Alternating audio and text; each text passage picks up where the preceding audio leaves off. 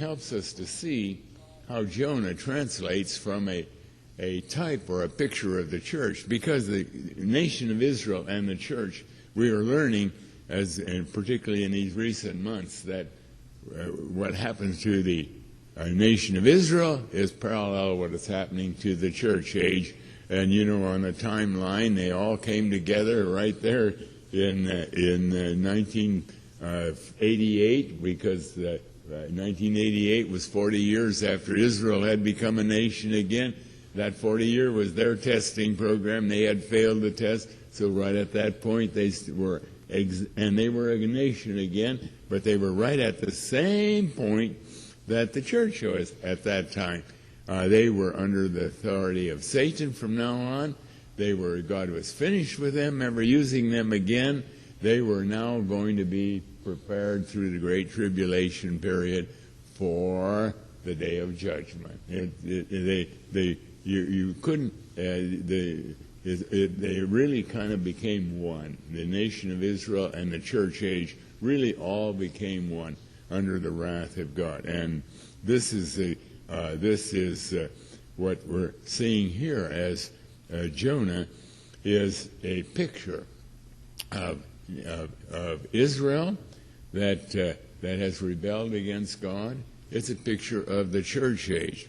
And that already makes it is kind of fascinating to me. It shows how he then becomes a picture of Christ. Because when he didn't know he was going to become a picture of Christ, of course, any more than David knew that he was a picture of Christ or anybody else in the Old Testament. But he did certainly become a picture of Christ, because as Jonah was 3 days and 3 nights in the belly of the fish, so Christ was 3 days and 3 nights in the belly of the earth. But where did Christ come from? Where did Christ come from? From the nation of Israel. From the nation of Israel. And so here we find that Jonah goes into that ship. He's not a picture of Christ. He's a picture of a wicked people who should know better. They are God's people, the nation of Israel, or the church age. Pick either one. They all kind of become one. And he has deliberately rebelled against God. But it is out of the nation of Israel that Christ came. Christ came. He was a descendant of Abraham. He was in the line of David. And God makes a big deal about this, that he is from the from the nation of Israel. So it's not amazing, therefore, that we learn, first of all, early on in the chapter of Jonah, that he was a picture of the church age, or now we can say of national Israel, as they're essentially one and the same. But now, when the moment that they decided to kill him, he became a picture of Christ. But that flows right into that, because he was also of the nation of Israel. Well, now we last time we saw the beautiful result for these men, these sailors. They were all heathen, worshiping their gods, and before it got all done, they had become saved. This was something that we never hear about when we talk about Jonah, but they did become saved, because we read first of all, they obeyed what God had told them to do. Secondly, in verse 16, the men feared the Jehovah exceedingly. What is the character of a child of God? That we fear God. And to fear God means that we hate evil. And they offered a sacrifice unto Jehovah, not unto a false god, unto Jehovah. And they made vows.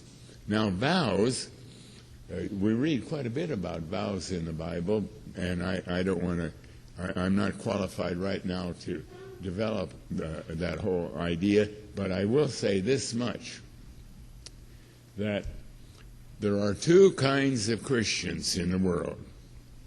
One kind that makes vows, or they both made vows. They both made vows. We're going to serve you. Oh, Lord, I love you. We're going to serve you. If you have just been baptized, and the elders and the pastor said, now you are a child of God. You've been come up out of the water, and you made your profession of faith.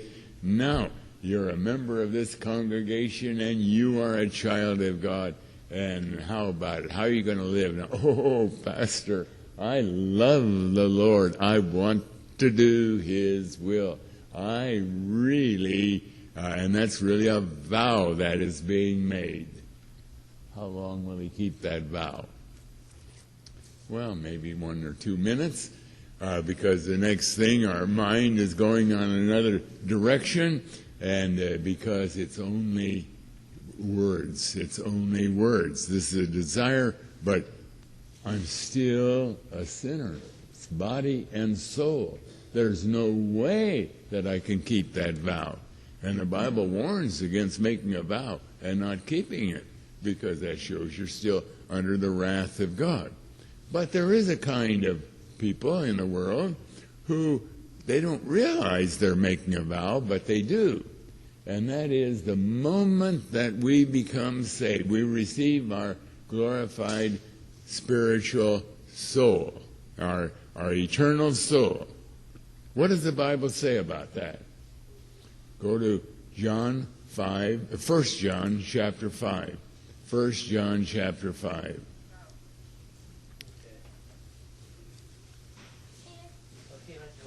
And there we read in verse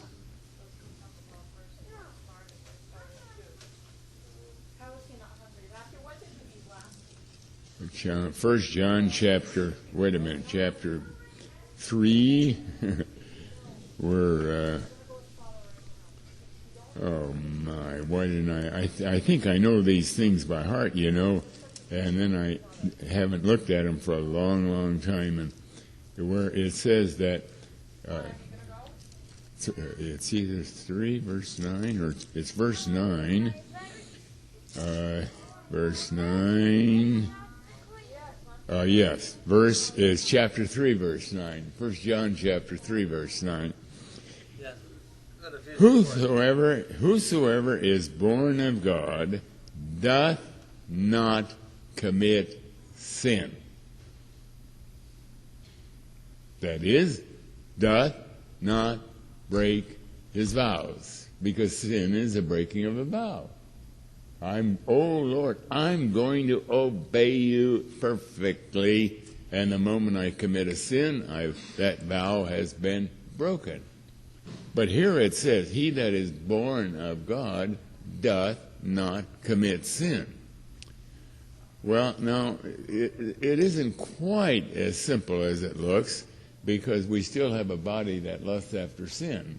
But when we become saved, and God gives us a new resurrected soul, which is an integral part of our personality, in our soul, we perfectly keep the vow.